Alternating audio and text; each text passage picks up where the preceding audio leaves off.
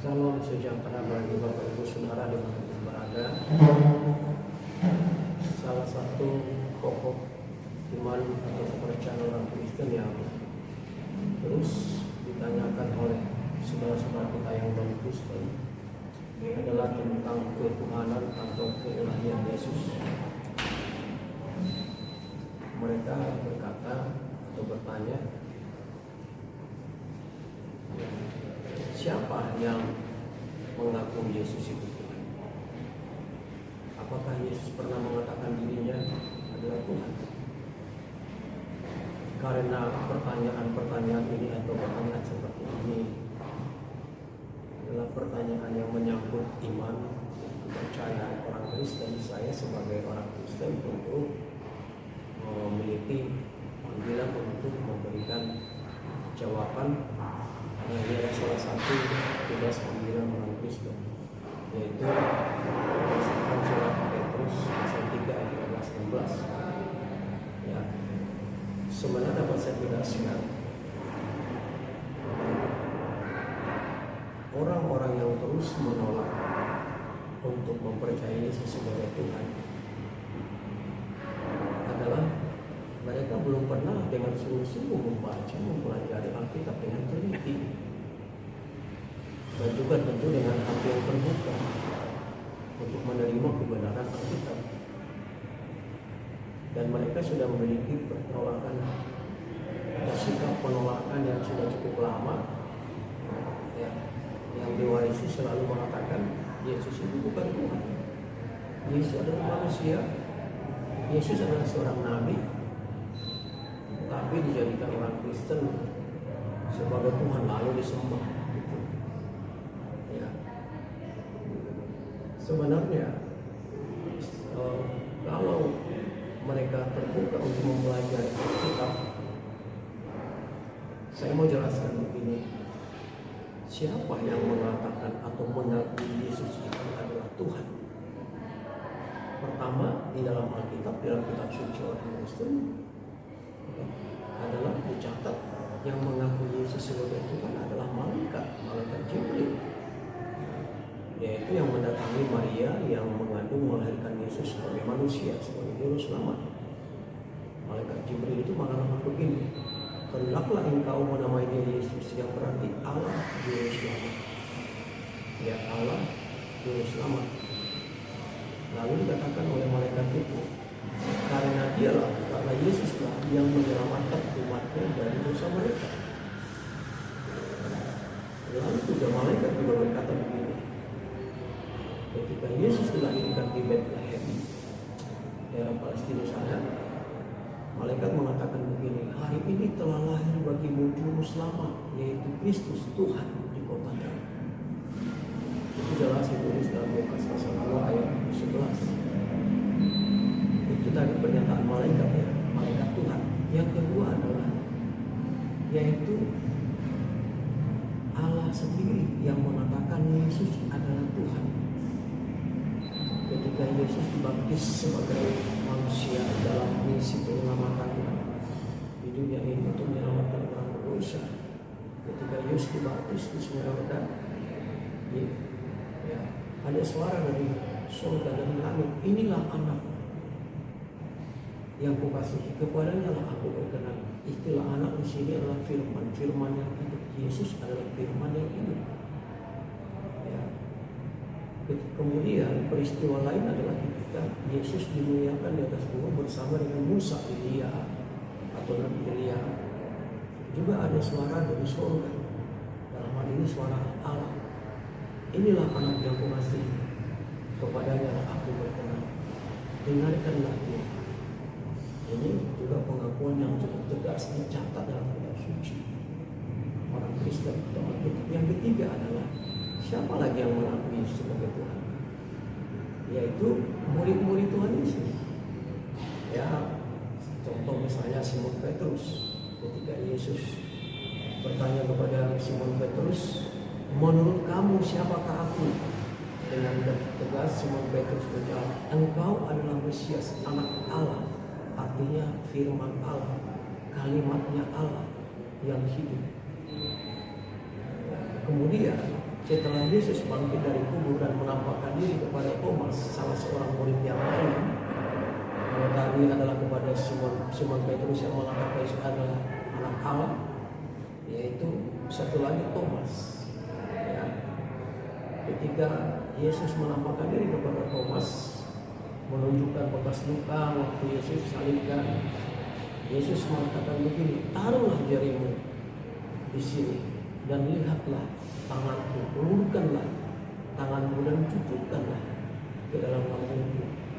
Lalu Thomas menjawab begini, ya Tuhanku dan Allahku.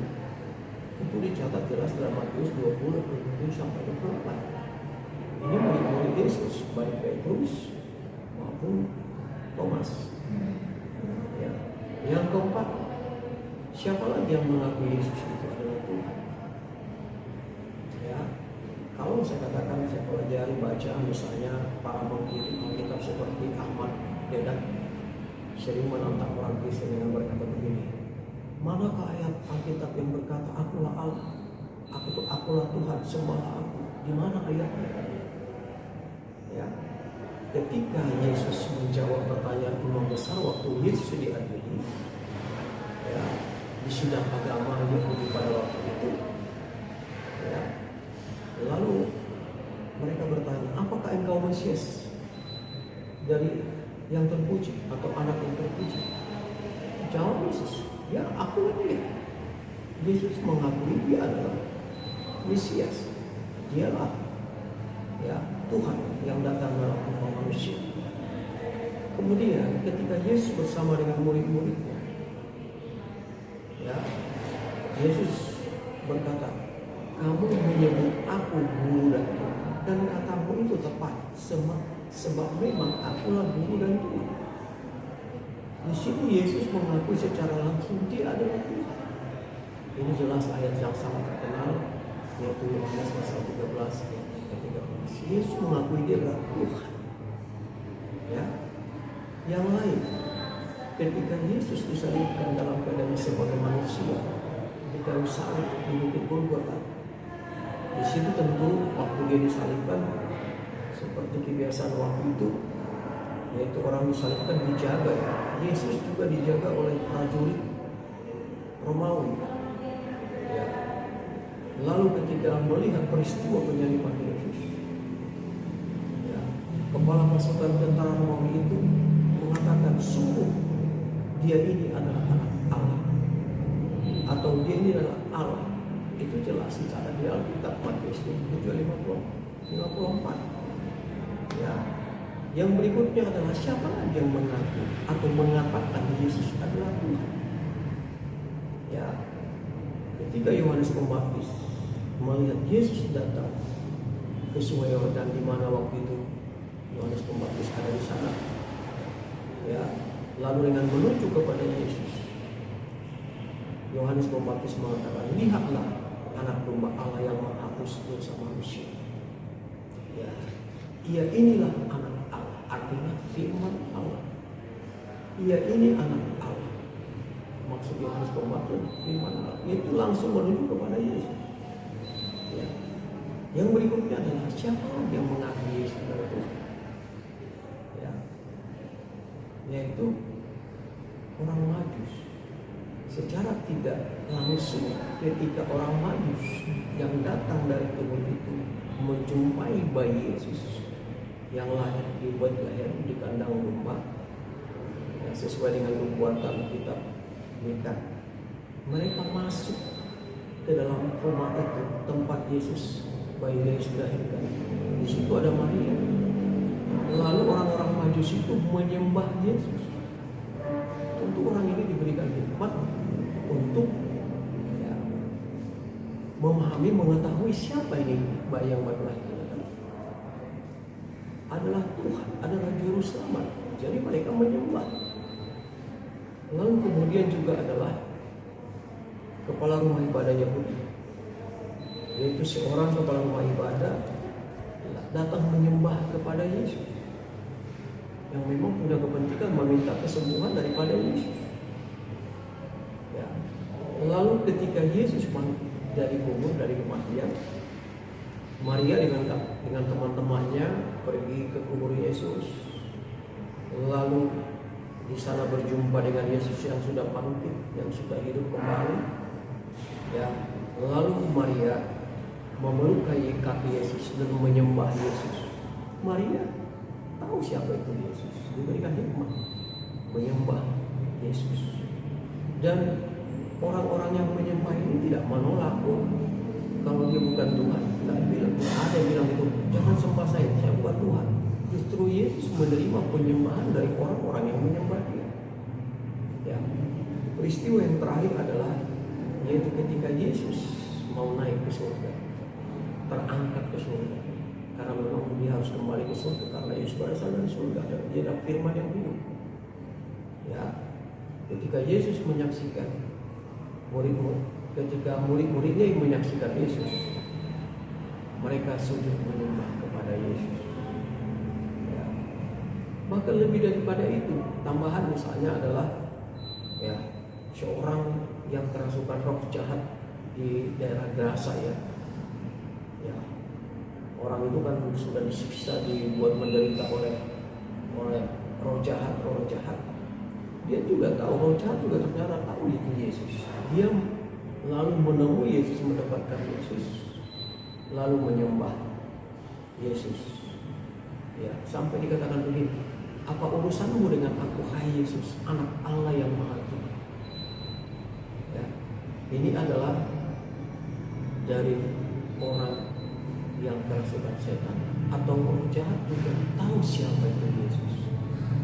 Ya, sebagai penutup adalah dengan mengemukakan beberapa fakta ini, orang-orang yang mengaku Yesus, termasuk malaikat Tuhan, termasuk Allah sendiri yang mengatakan Yesus adalah Tuhan atau firman yang hidup adalah atau Allah atau firman Allah, kalimat Allah.